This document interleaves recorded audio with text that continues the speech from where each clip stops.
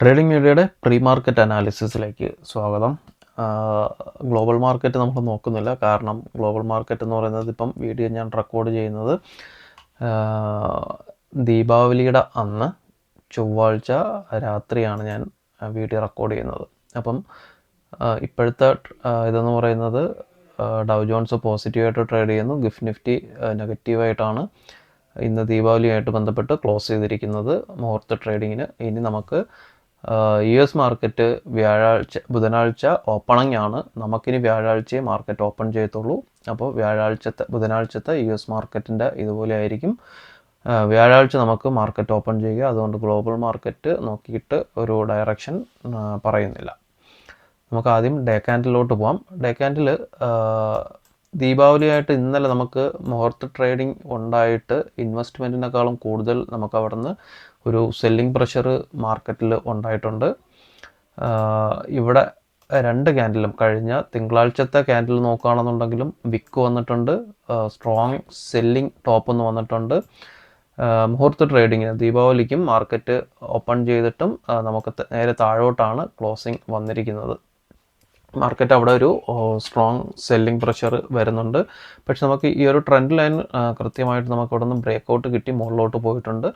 Higher ഹൈയും form ചെയ്തിട്ടുണ്ട് മാർക്കറ്റിൽ. അടുത്ത് നമ്മളിനി വെയിറ്റ് ചെയ്യുന്നതെന്ന് പറയുന്നത് ഒരു ഹയർ ലോയ്ക്ക് വേണ്ടിയിട്ടാണ്. ഇവിടെ നിന്ന് ഈ ഒരു ലോ, ഈ ലോയ്ക്ക് മുകളിൽ ഇവിടെ ലോ വന്നു, ഇതിൻ്റെ മുകളിൽ ലോ വന്നു, അടുത്ത ഇതിൻ്റെ മുകളിൽ ഒരു ലോയ്ക്ക് വേണ്ടിയിട്ടാണ് നമ്മൾ വെയിറ്റ് ചെയ്യുന്നത്. മാർക്കറ്റ് ഒരു ഡിപ്പിലോട്ട് ഇറങ്ങി വരാൻ സാധ്യതയുണ്ട്.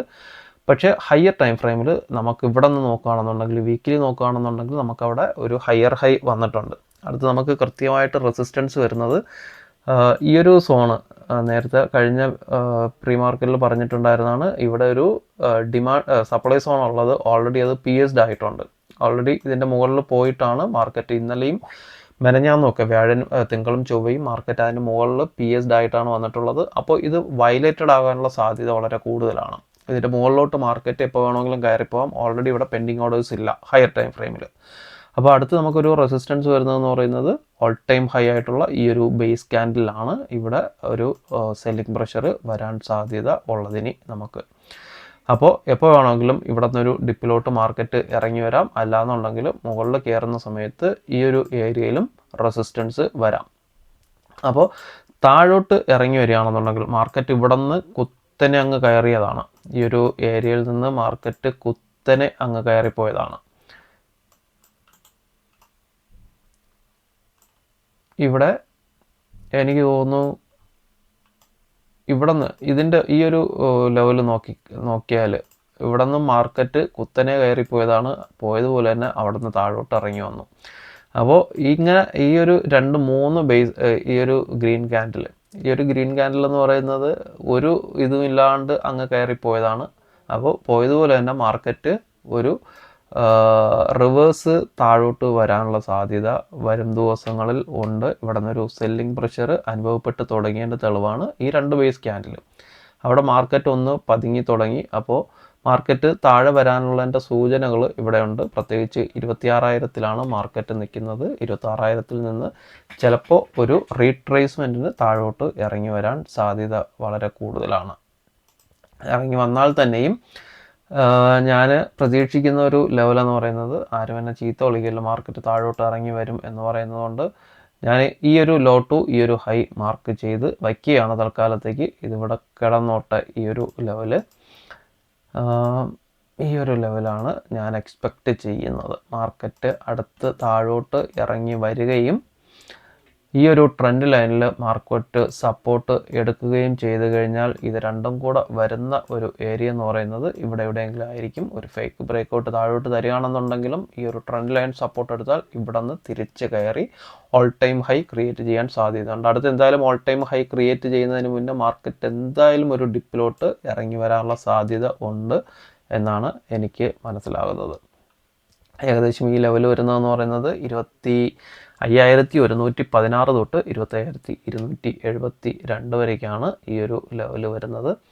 അത് ഈ ആഴ്ച തന്നെ വരണമെന്നില്ല. ചിലപ്പം നവംബർ 1st വീക്കിലൊക്കെ ഈ ഒരു ലെവലിലോട്ട് ഇറങ്ങി വരാൻ സാധ്യത ഉണ്ട്. 25,200 100 ലെവലിലോട്ട് അപ്പം ഫ്യൂച്ചേഴ്സൊക്കെ ഇനി ബൈ ചെയ്യുന്നവർ ഒന്ന് ശ്രദ്ധിക്കുക. കാരണം ടോപ്പിൽ വെച്ച് ബൈ ചെയ്യാൻ നിൽക്കല്.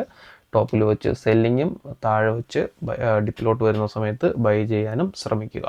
അപ്പം ശ്രദ്ധിക്കുക. നമുക്ക് ഡേറ്റ നോക്കുകയാണെന്നുണ്ടെങ്കിൽ നമുക്കിപ്പോൾ വന്നിട്ടുള്ള ഡേറ്റ എന്ന് പറയുന്നത്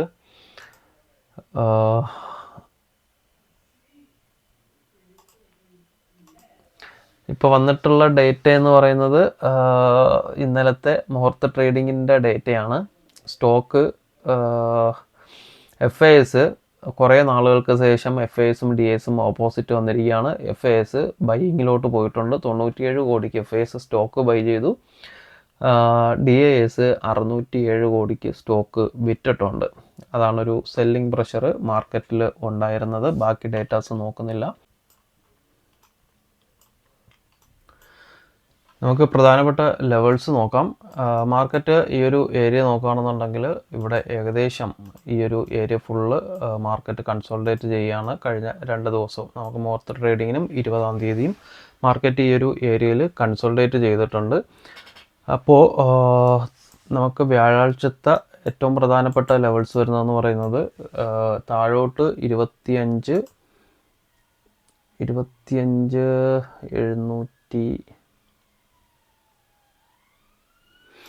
790 താഴോട്ട് 790 ചിലപ്പം ഈ ഒരു ഗ്യാപ്പ് ഫില്ലിങ്ങിനുള്ള സാധ്യതയുണ്ട്.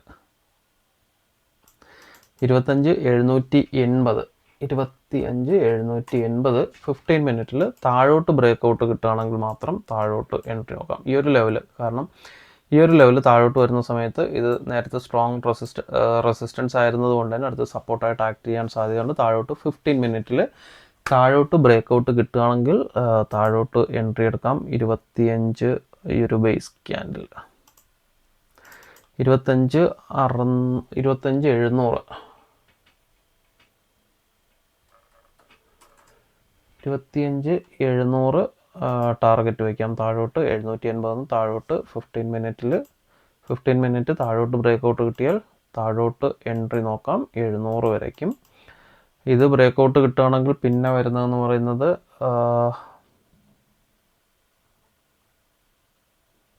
വലിയ ടാർഗറ്റ് ഇല്ല, ഒരു 50 പോയിൻ്റ് ഈ ഒരു ലെവൽ 650 പോയിൻ്റിൻ്റെ ടാർഗറ്റ് മതി. 25,650 ഇത് രണ്ടുമാണ് താഴോട്ടുള്ള ടാർഗറ്റ് വരുന്നത്. ഇതിനിടയ്ക്ക് ഈ ഒരു ഏരിയയിലെന്ന് പറയുന്നത് എപ്പോൾ വേണമെങ്കിലും മാർക്കറ്റ് സപ്പോർട്ട് എടുത്ത് തിരിച്ചു കയറാനുള്ള സാധ്യതയുണ്ട്. അപ്പം 25,780 താഴോട്ട് ബ്രേക്കൗട്ട് കിട്ടിയാൽ മാത്രം താഴോട്ട് എൻട്രി നോക്കുക. മുകളിലോട്ട് 25,900 മുകളിലോട്ട് ബ്രേക്കൗട്ട് കിട്ടിയാൽ മാത്രം. ഇതിനിടയ്ക്കെന്ന് പറയുന്നത് വലിയ റേഞ്ചാണ്, ഏകദേശം 200 പോയിൻറ്റിൻ്റെ റേഞ്ചാണ്. ഇതിനിടയ്ക്ക് വരുന്നത് നമുക്ക് ഇൻട്രാഡേ ലെവൽസ് നോക്കിയിട്ട് വേണം ഇതിനിടയ്ക്ക് എൻട്രി എടുക്കാൻ. മുകളിലോട്ട് 25,900 സ്ട്രോങ് ബ്രേക്കൗട്ട് കിട്ടിയാൽ മാത്രമേ 15 മിനിറ്റിൽ ബ്രേക്കൗട്ട് കിട്ടിയാൽ മാത്രമേ മുകളിലോട്ട് എൻട്രി ഉള്ളൂ. മുകളിലോട്ടും വലിയ ടാർഗറ്റില്ല. 26,000 എന്തായാലും ഒരു റിജക്ഷനുള്ള സാധ്യതയുണ്ട്. 25,980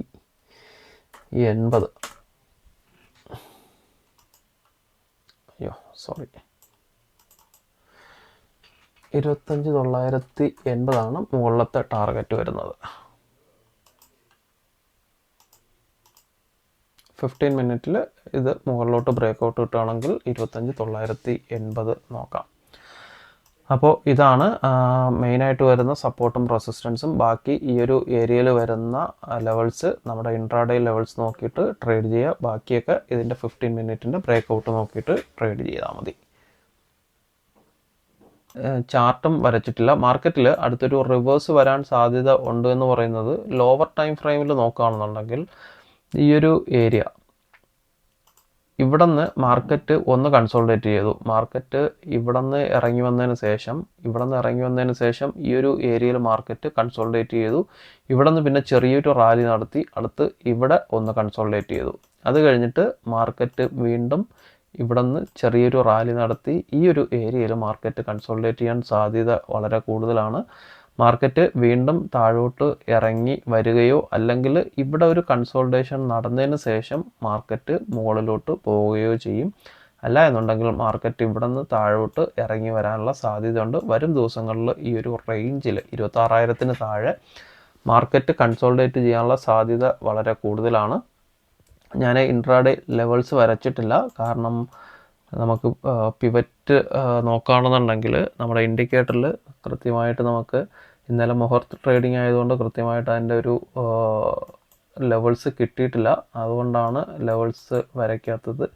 മിക്കവാറും ഇതായിരിക്കും എനിക്ക് തോന്നുന്നത്. 23-ാം തീയതിയുള്ള ലെവൽസ് ഇപ്പുറത്താണ് കിടക്കുന്നത്. കൃത്യമായിട്ട് അത് ലെവൽസ് കിട്ടിയിട്ടില്ല, അതുകൊണ്ടാണ് ലെവൽസ് വരയ്ക്കാത്തത്. എന്തായാലും ലൈവ് മാർക്കറ്റിൽ വ്യാഴാഴ്ച രാവിലെ മാർക്കറ്റ് ഓപ്പൺ ചെയ്യുന്ന സമയത്ത് ലെവൽസ് ഞാൻ ഗ്രൂപ്പിൽ അപ്ഡേറ്റ് ചെയ്യാം. അപ്പം ലെവൽസ് വേണ്ടവർ ആദ്യമായിട്ടാണ് കാണുന്നതെങ്കിൽ നമ്മുടെ വാട്സപ്പ് ഗ്രൂപ്പ് ഫോളോ ചെയ്യുക. ലിങ്ക് താഴെ ഡിസ്ക്രിപ്ഷൻ ബോക്സിൽ കൊടുത്തിട്ടുണ്ട്. താല്പര്യമുള്ളവർ ജോയിൻ ചെയ്യുക. അപ്പോൾ എല്ലാവർക്കും നല്ലൊരു ട്രേഡിംഗ് ദിനം ആശംസിക്കുന്നു. Thank you.